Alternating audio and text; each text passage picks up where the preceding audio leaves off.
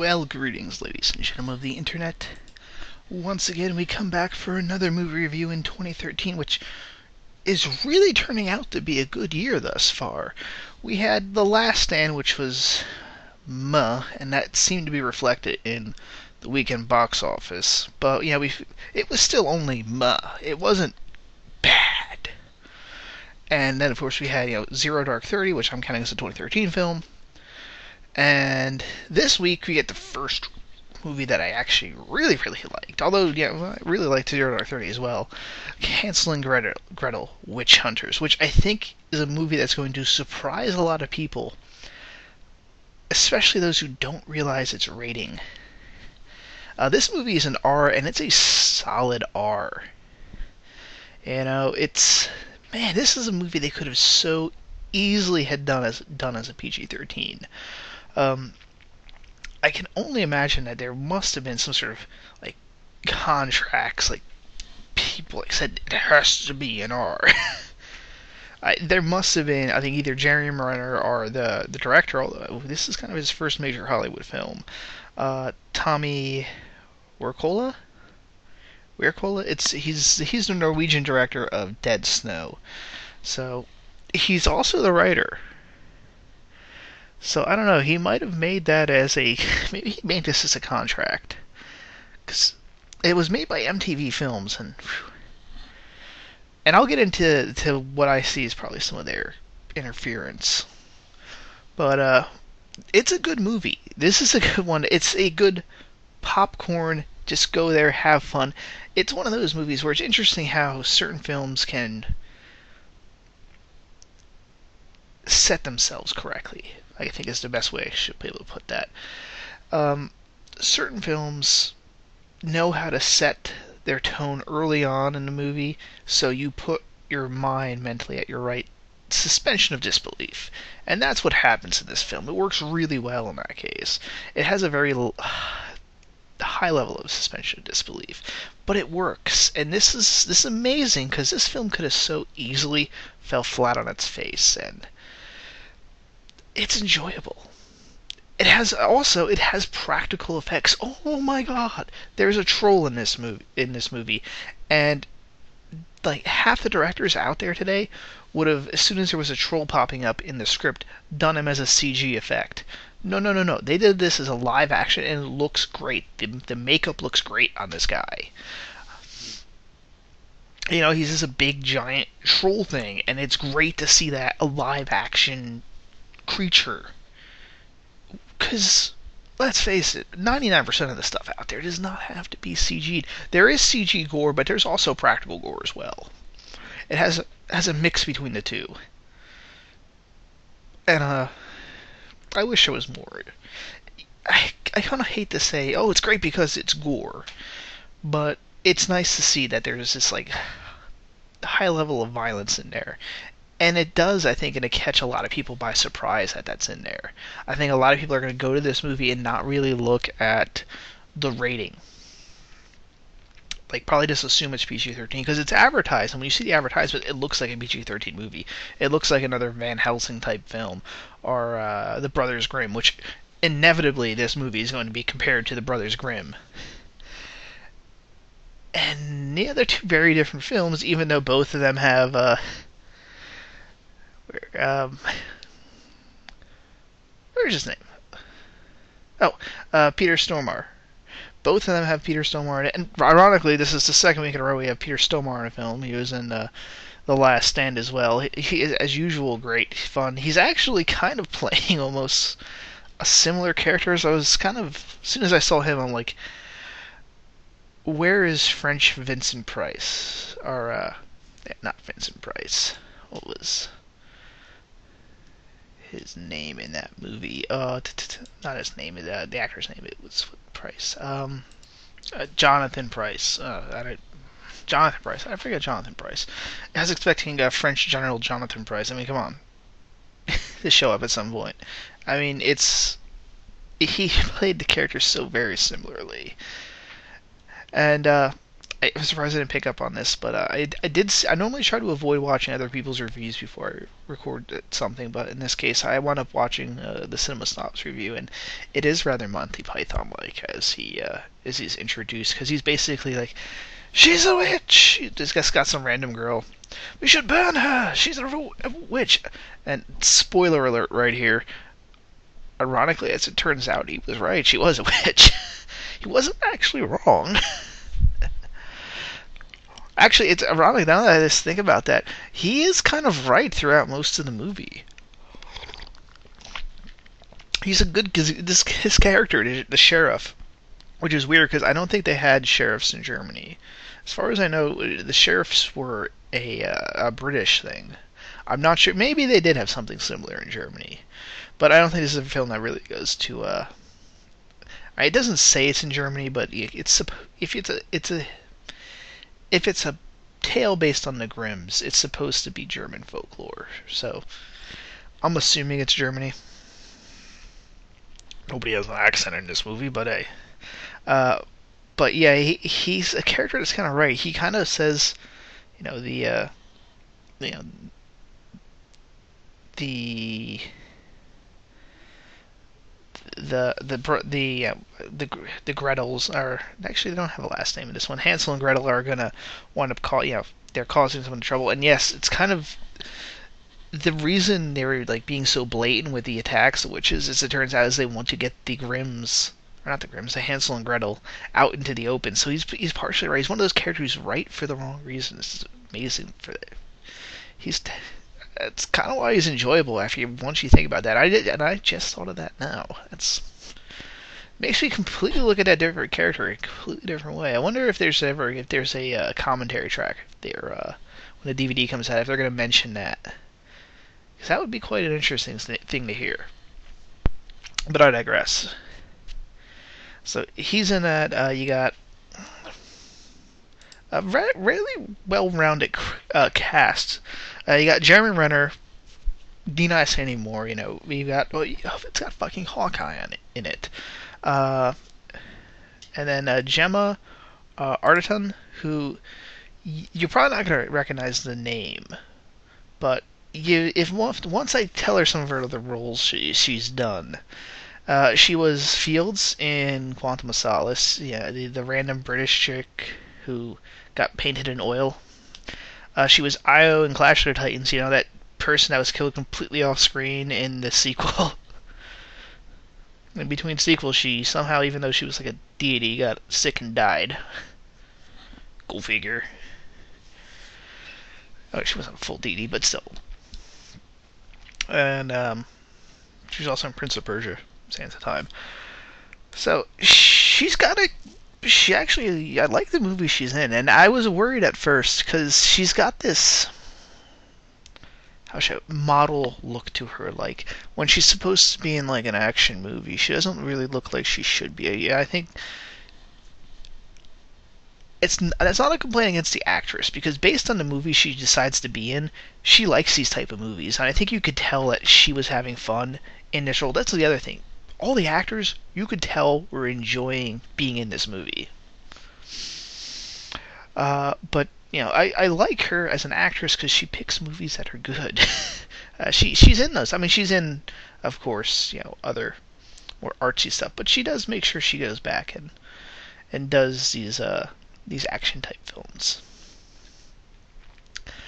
But I was a little worried about her because this doesn't look like she should be an actress. There's a problem sometimes with casting people, casting directors, and they cast people that look too much like an actress. She was fine in Prince of Persia because she was supposed to be a pampered princess, but here it works somehow, and I'm not sure why. I don't know how they pulled that off, really. Because I should be saying, she's a fine actress, but, she just doesn't fit the role right, but she somehow did. And I'm not sure how. I'm surprised by that. Because even in, Clash of the Titans, that was a little. I mean, at least in that she was a deity, but she was some sort of immortal creature. But still, she was you don't seem like you'd be on this type of quest. She pulled it off here, and I'll give her a lot of credit for that. Maybe a little bit here or there for her to really sit back and like wanted to nitpick the performance, but she surprised me. Jeremy Renner did not surprise me, although I think how should I put this? I think he was not intended when they wrote the script, because there's a few scenes in there where he acts like he should be a lot younger than he is. Like, I have a feeling like when this was first written, Hansel and Gretel were supposed to be like 18, maybe 20, really early 20s at max. Probably more like 18. I think that was the original ideal, based on a couple of his scenes where he's like with his sister a couple of times, and then especially when he's kind of hitting on and not only being hit on, but like pretty much outright like, let's have sex. What's the character's name? Was it Mina? Might have been Mina. I think so. Let's see what her actress. Yeah, I think that is her. Yeah, I think that was her. But yeah, when Mina's basically hitting on her, like, we should have sex. He's like not getting it. He's a little awkward about it. He's not picking up a lot of the signs and such. So you're kind of getting the impression, I think, from that the script writers intended this to be a younger actor, but it's kind of fine. You ignore it. What else should I say about it? Jeremy Renner's performance, other than he's very much the badass. He's got a couple of excellent one-liners in there. So he does definitely. He's definitely, I'd say, the star of this movie. He really likes his gun, but he's kind of. This movie does suffer from what I like to call Hollywood pull the trigger syndrome, where normally people would just like quickly. They're pointing a gun and they'd be able to pull the trigger before anyone really did anything. They kind of hesitate. And he's not supposed to be a character that hesitates pulling the trigger, but he is in this case a couple times. And I don't mean it's like purposely like it's purpose hesitation, more like it's like, okay, she should be able to just shoot this witch before she slaps the gun out of his hands. Like, he's pointing the gun at her. In the time it takes her to slap the gun out of his hand, he should be able to just pull this trigger. Eyes recognize the action and pull. By the way, where did he get that shotgun too? But he's got this weird. The weaponry looks like something out of Van Helsing. But yeah. Speaking of, let's round out the cast here. Then we got Famke Janssen there. The main villain, Zena Onatopp. And I'll give her credit. For most of the movie, she's in makeup. She's mostly like has the hideous witch. Like in this universe, they make witches. If you make the compact with the devil, which is pretty much what they imply is what happens if you're a witch, you wind up like you just wind up getting this heavy rot. Like, you turn disgusting. You become this obviously evil creature, unless you're like a grand witch, in which case you can kind of temporarily to make yourself look like a normal person.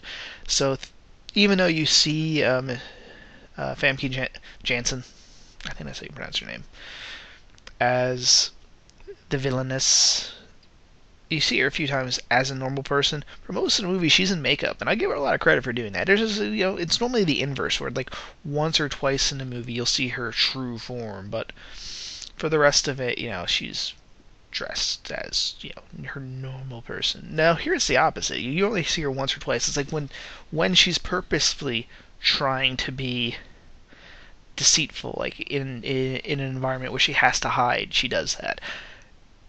Oh, and that reminds me of, we were talking about great scene with Jeremy Renner in there. At some point, they get her tied in the final fight. They tie her up with a chain, and Jeremy Renner's just like, as she's tied up, is just pounding the hell out of her, punching her nonstop, and she transforms back into her face, and she does like her more innocent, human look, and she's like, "Oh, oh, please stop. Oh.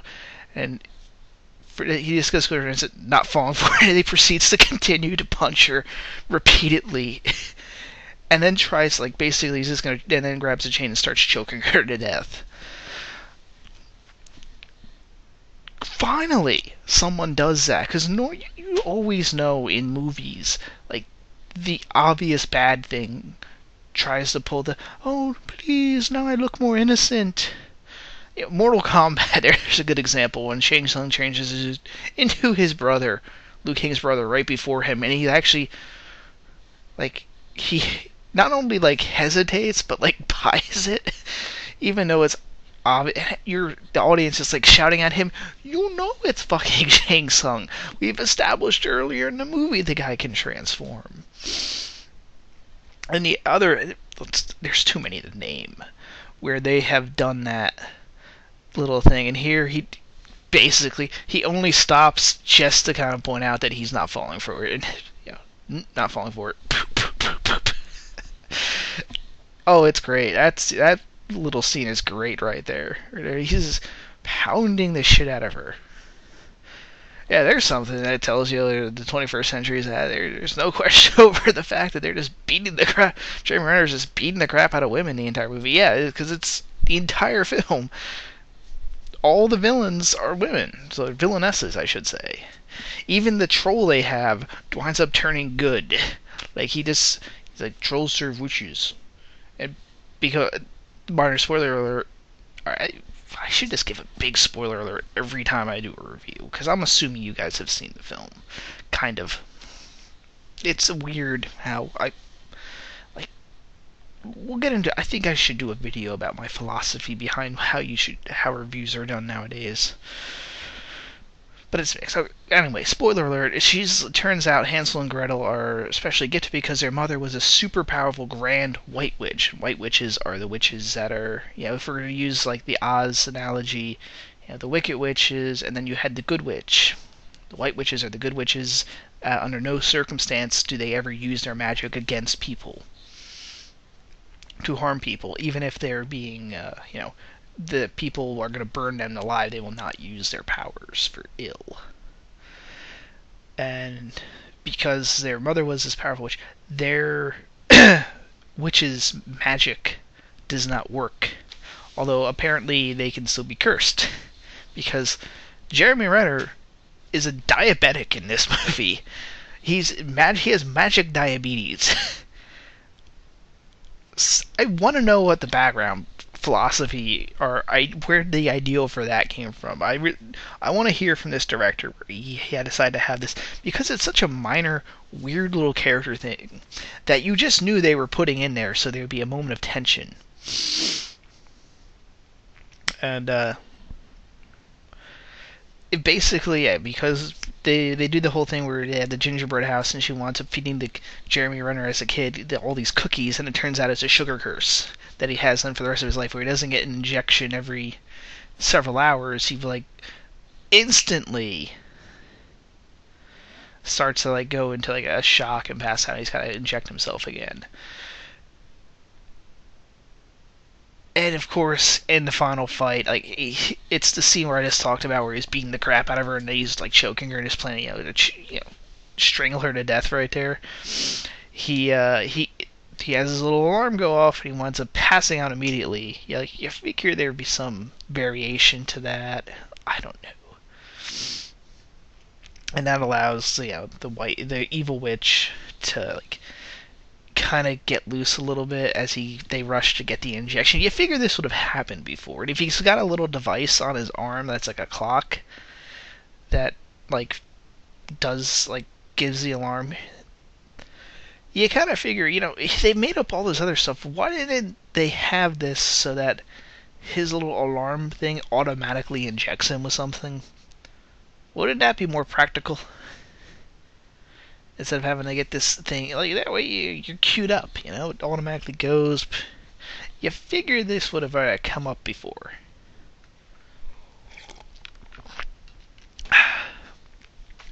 Or, if he knew this was coming, I don't know, it's a curse, so it's magic, so I guess he gets exempt from the regular rules, but I don't know. You figure like he would just go, well, in about an hour before we do this big battle, we're gonna have this injection thing happen. Maybe I should do this now. You know, oh, already done.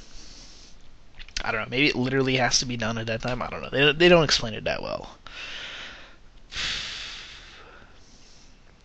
Let's see, anything else to add? So, violent as shit movie. Oh yeah, I was gonna.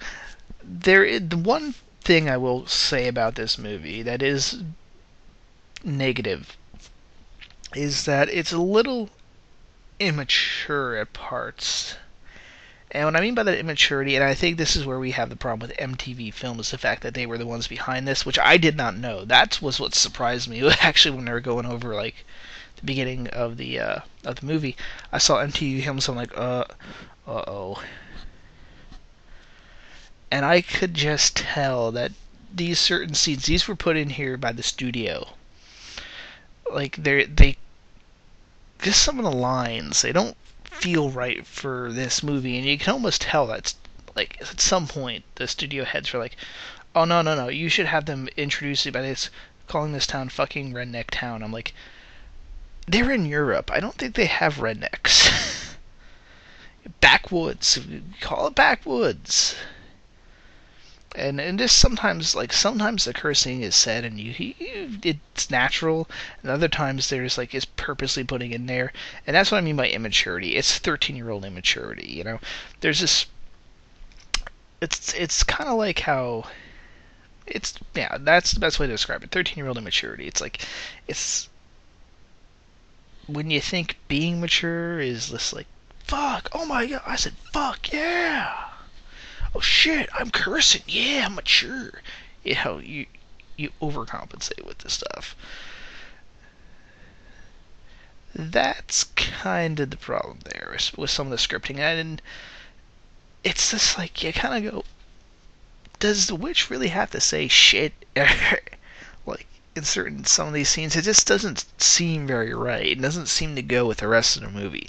So that's a criticism there, and I could just tell MTV, because MTV, there's a wonderful analogy you could do with MTV, is they kind of make everything like they're doing supposed to be for the 20-year-old audience, but in reality they're doing it for their product is consumed by the 13-year-old audience. And there's this natural dichotomy, and it's kind of like there's a wonderful like little cartoon, satirical cartoon I saw on the web the other day, and it's like it was a chart, and it goes Black Ops 2 intended audience has a picture of a guy in his like college years.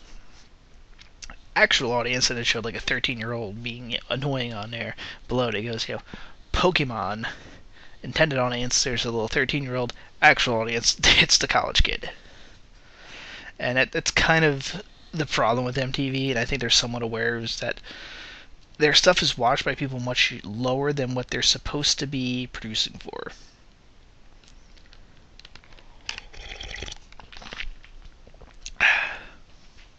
Sorry about that. So when you see little moments like that in the script pop up, in the same way that like there's nudity in this movie, it's like mild nudity, like you get a little ass, you get like a boob. It's like they put that in there to show like yeah we have nudity in there, but it's one of those where it's like you kind of can tell like you just put that in there so you could have a nude scene. If it's like so light that you're like, you just literally put. You're kind of wondering if you're gonna do a movie with nudity, the scene should either make really a lot of good contextual sense for the nudity to be in there, or you just make it gratuitous throughout the entire film, and it becomes this stylized element of the film. Which you could really have done in this film. I mean, you could have had this film with plenty of gratuitous nudity and sex if you wanted, but it feels off. And again, this is if it wasn't for the fact that this was MTV Films, I might have just thought that they put it in that one scene because they thought maybe they didn't want to do It was questioning whether this would be an R or not.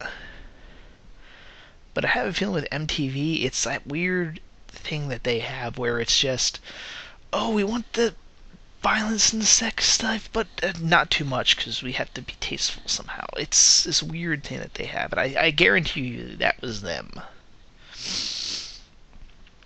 That either like put it in there and put it in there to a degree where it just was in that awkward, you know, middle ground between having no nudity and having gratuitous nudity. You do that mild thing, which sometimes it's fine because it's the scene calls for it, or there's some sort of symbolic reason for it. But to have it's the 21st century. That stuff was fine back in the 80s. You'd have the scene like that just because people would go to it because you didn't have the internet to see naked people. Nowadays, we have the internet. Which is why I say you got gratuitous like Conan did, or you kind of don't if you're going to have nudity in your movie, or if it's a scene that makes real sense in. Because it's like right after that, they kind of go to the classic, oh, they're swimming in water, so we can't really see anything. It could have at least had an actual sex scene in there. That's all I'm saying with the nudity part. Just the way it was done felt like there was studio interference in that. I don't know, maybe they were doing it where they weren't sure they were actually going to get the PG-13 rating, or they weren't going to get the R rating and the studio was going to make them do PG-13, so maybe I am being a little too harsh there. Like, they put that in there, but they were like, we wanted to do more, but we really weren't going to certain if they were going to let us even get away with that. I could see that. The other thing I think with the problem I had with the MTV thing is, like, they had the kid character, the young hunter, who's like a big fan of them, and you're kind of like, how is this person getting all this info? Because it's implied that the town actually looks rather large, and apparently somehow they completely forgot what town they were from as children. Like, they kind of remember their parents. You figure they would remember that big town that was like a few miles down the road from them. So like they come back and they act like they've never been to this place or heard of it. There's no mention earlier of we kind of grew up around here.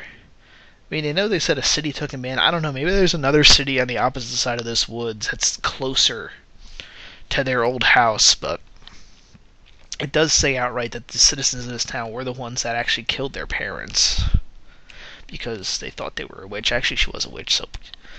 But, they kind of treat the town like it's this backwood redneck. I'm like, it's a rather decent-sized town. I don't know if you could call this a... Europe doesn't really have the rednecky area, especially Western Europe. I mean, they've got foresty areas, but then the towns are towns, and it's not like the Brothers Grimm. The town they go to is small. It looks like maybe only 100 people live there. This town is huge. It's a city. But anyway, I think I've gone on enough. There's of course more I can always talk about. I could always talk about more about stuff, but we're gonna try to keep this to about a half hour. Trailers with this. Some of the stereotypical ones. I saw the new G.I. Joe trailer, which again I really need to make a video about the follow-up for the G.I. Joe, so because I'm still debated. I hate what the studio did, but it looks like the director, which by the way I found out that apparently when the studio pulled that movie for the reshoots, they didn't even bother telling the director. He had to find out on the news. And the more I look at this, the more that guy seems like he genuinely liked and had passion for the project. And so I kind of want to see it to reward him, the guy that seemed to be doing everything right, because I don't believe that the movie was as bad as her saying. I think they were, obviously, it's another one of those cases where they overreacted. Again, this is why I gotta do an entire video on that, but the new trailer, though, is not as good as the old one. The old one was longer, and it seemed to be better, is what I can say, but I think it's confusing to the audiences when this is gonna come out, though. They need a better trailer for that, because I I guess it's shorter, so maybe they have to pay by the time it takes, how much it takes. But the new trailer is not as good. What happened to the Seventh Nation Army movie? They have this weird like rap song on there too now. Go back to the Seven Nation Army soundtrack on that. It made the trailer much better. Although they do have that one funny line. Again, this is why I'm thinking this director did all right. As Jonathan Pryce is again, hey, he showed up again in this review. It's kind of going. I have the power to destroy your countries 14 times over. 15 in the case of North Korea. The North Korean does this like he puts his hand up like what the fuck we do? Come on, it's fun to make fun of North Korea. Iron Sky told us that. So there was that. Olympus Has Fallen.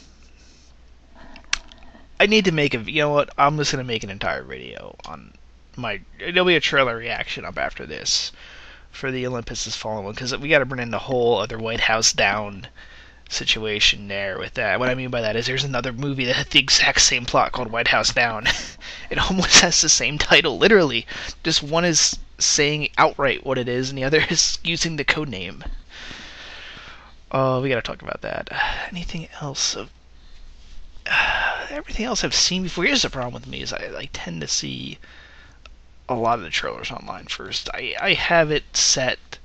I know the sites that get the trailers immediately. We had the Into the Darkness. That's already been out for a while. So nothing too interesting trailer-wise. That's the one thing I do miss. The fact that I am good enough with finding trailers. I don't always do a trailer reaction to them, but I know where to find the stuff, and I have them all saved, and I just have to check that like every couple of days to see if anything popped up on certain websites, and voila. So I'm normally up with what's coming out. I very rarely, if ever, get surprised by a trailer, unless it's like a movie that I was just not on my radar. That is it for now. Like I said, stay tuned. I'm gonna probably now do the trailer reaction for Olympus Has Fallen, but so hasta luego.